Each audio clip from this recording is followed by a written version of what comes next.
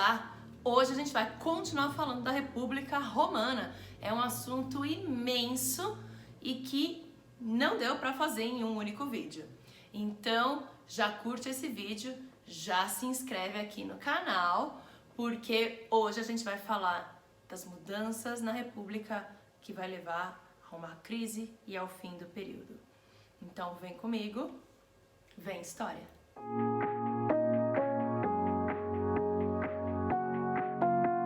No último vídeo, terminamos falando de República Romana, sobre as conquistas. E essas conquistas territoriais, a expansão do território romano, vai trazer mudanças para esta Roma que se expandiu e está se formando.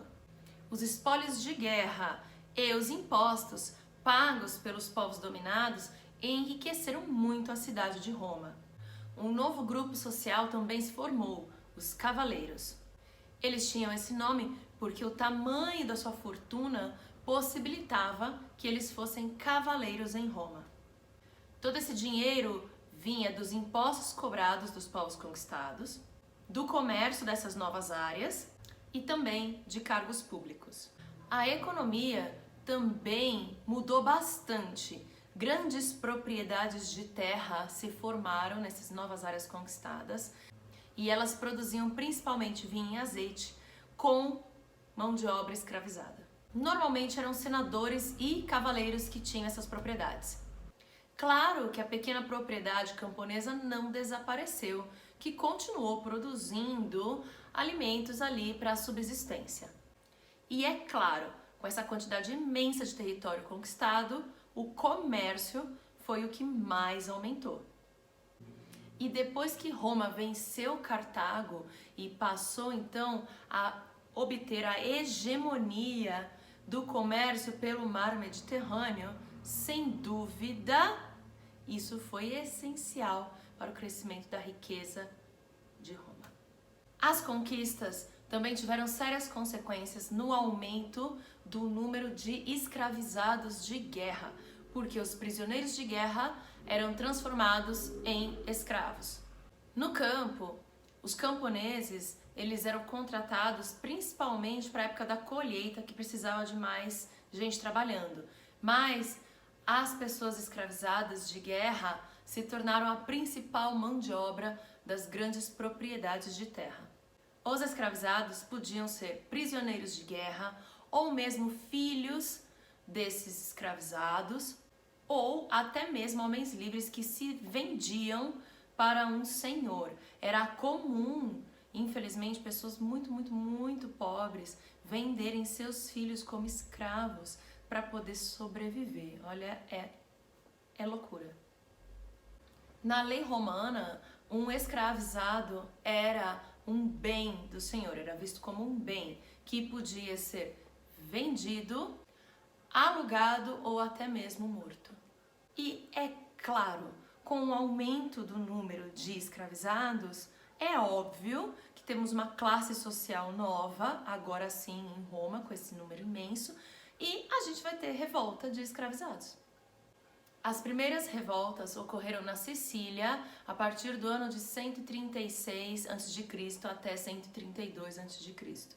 Depois ocorreram outras revoltas menores em outras diversas regiões. Mas foi em 73 a.C., em Capua, no sul da Itália, que o escravo mais famoso de todos liderou uma revolta imensa, o famoso Espartacus.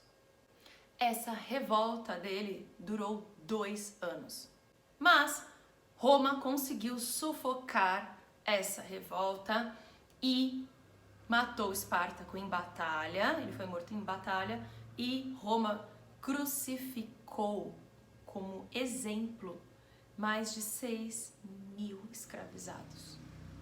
A gente tem que perceber que essas revoltas de escravizados, elas não tinham por objetivo acabar com a escravidão em Roma. O que eles queriam era ganhar a liberdade para si e fundar novas comunidades ou até mesmo poder regressar para suas terras natais. Com tudo isso acontecendo, com a riqueza aumentando, essa riqueza ficou concentrada nas mãos de pequenas classes sociais, o que vai aumentar, portanto, o número de pessoas muito pobres dentro de Roma. E aí, gente, isso é a fórmula perfeita para uma crise. Diante do aumento do número de pessoas pobres, tanto nas cidades quanto no campo, um tribuno da plebe, Tibério Graco, propôs uma série de mudanças em 134 a.C.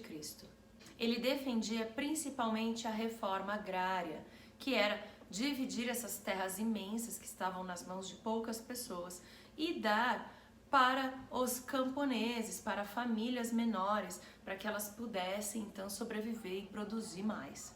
Os camponeses que receberiam essas terras seriam aqueles que lutassem nas guerras, que eram os que mais sofriam as consequências da pobreza.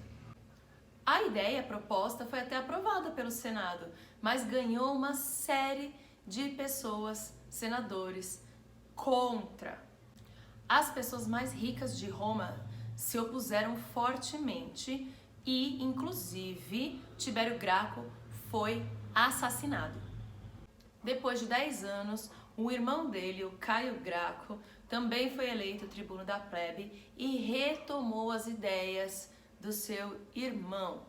E além da reforma agrária, o Caio Graco também propôs que a cidadania romana se estendesse aos povos conquistados. Nesse momento, as ideias dele foi completamente reprimida e ele foi extremamente criticado. Ele ficou tão paranoico com o que tinha ocorrido com o seu irmão que ele pediu para um dos seus escravizados o assassinar. Neste mesmo momento, os militares estão ganhando cada vez mais prestígio. Antes das conquistas, o exército não era permanente em Roma, era só convocado em momentos necessários. Mas a partir de 111 a.C., uma série de reformas foram feitas.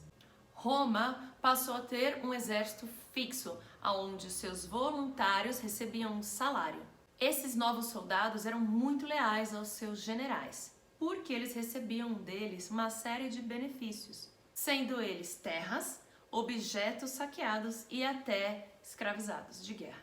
E assim, quanto mais vitórias um general obtinha, mais prestígio e mais popular ele se tornava. O líder militar que mais se destacou no período foi Júlio César. Ele foi o grande conquistador da Gália, região onde hoje é a França. Com Roma em crise, uma série de assassinatos acontecendo, gente reclamando, a pobreza aumentando, a popularidade do Júlio César crescendo, ele vai saber manipular essa situação e subir ao poder, formando então o primeiro triunvirato, que eram quando 3 pessoas exerciam o poder executivo de Roma.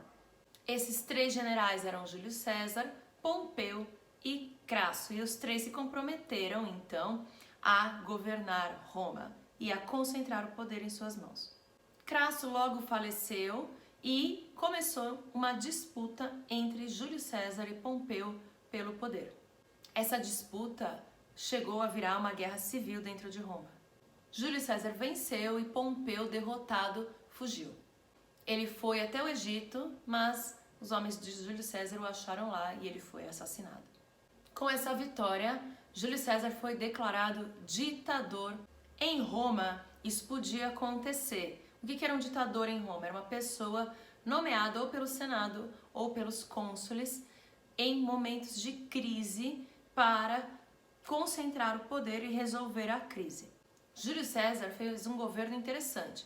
Ele anistiou os seus inimigos, ele fez várias reformas na administração pública e atendeu várias demandas sociais. Mas em 44 a.C., alguns senadores começaram a conspirar contra Júlio César, achando que então ele não abriria a mão do poder, com medo dele se tornar um rei romano, dele se autocoroar, e por isso conspiram a morte dele e ele vai ser assassinado. Com a morte de Júlio César, forma-se então o segundo triunvirato, com Otávio, Marco Antônio e Lépido, outros 3 generais. Lépido foi rapidamente derrotado e a disputa ficou entre Otávio e Marco Antônio, mas Otávio conseguiu vencer os exércitos de Marco Antônio. E desse modo, a gente vai ter o fim da República Romana, porque o Otávio vai ser nomeado imperador. Otávio concentrou todo o poder em si, mas ele manteve as instituições da administração pública. Então ele vai manter o Senado, os magistrados, as assembleias. Ele não vai mudar isso. Ele simplesmente vai deixar a última decisão para ele mesmo tomar. Ele foi proclamado imperador em 27 a.C. E ele recebeu do Senado uma série de atribuições, inclusive a de vetar alguma decisão tomada pelo Senado. E ele também vai receber o título de Augusto, o que dava a ele um caráter sagrado. Então o imperador se torna alguém não só com todo o poder na mão, mas algo como uma figura divina. Otávio Augusto foi o primeiro imperador romano. E desse modo, chega ao fim o período da República e se deu início ao período do Império Romano. Mas isso vai ficar para um próximo vídeo, porque também tem muita informação. Então já curte esse vídeo, se inscreve no canal e fica ligado para muito mais história que vem por aí. Beijos e tchau!